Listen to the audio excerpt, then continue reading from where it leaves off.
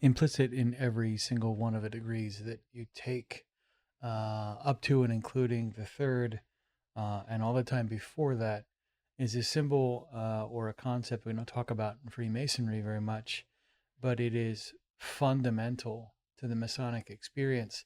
So much so that its absence is probably a surprise, even to the folks that are ritualists, because uh, it's so I guess so implied. It's swimming under the water of the entire craft, um, and that symbol, that concept that is implied by Freemasonry is curiosity. One of the things that curiosity does, pursues novelty and new experiences and popping the covers off of things and finding out how they work, and that kind of uh, approach to the craft is implicit, and in some ways it's explicit, right? You were curious to learn how Freemasonry worked. You expressed that desire to a brother. They helped you get a petition. You had no idea what you were going through. And so, with all of that in mind, the curiosity sort of approach, or I guess the drive to understand and seek more, and I guess by proxy grow, I think is a fair logical assessment. That underpinning of the craft makes certain implications. It implies that curiosity will be rewarded. It implies that the results of that curiosity in some way have value, that there is some return on that sort of philosophical investment or that behavioral investment or that exploration. And so when you start to look between the lines of the craft, and understand what that means, you really get to then sort of develop a Masonic approach to the work of life.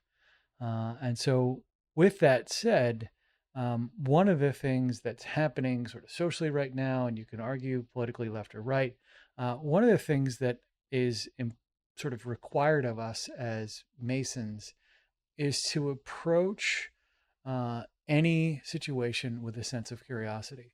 Now, you know, inevitably, when you say things like any and all, people are going to come out of the woodwork and say, well, should I approach, a burning inferno with curiosity?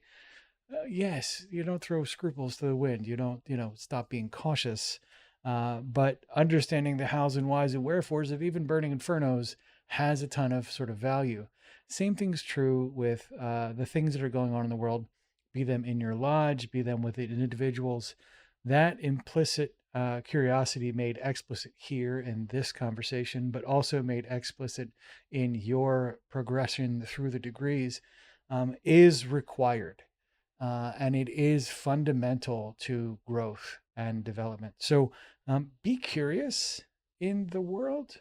Be the Masonic curiosity is one that again uses all the tools of Freemasonry, in particular, and I'm going to be harping on this for a while. The trowel.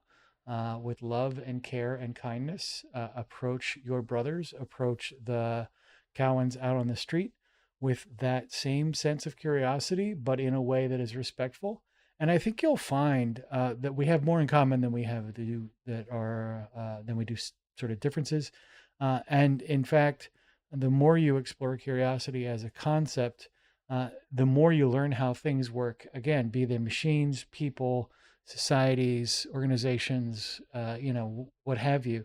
The more you learn how they work and the whys of how they work, the better enabled you're going to be to create positive change in the world in whatever way you see fit. And we've talked about that a little bit earlier in some of our earlier episodes. I'm not here to tell you what change is best. I'm here to show you that these tools are designed to help you become an agent of change in the world, and that curiosity is a fundamental component of that. So go out. I know a lot of you are curious already, but go out and be curious.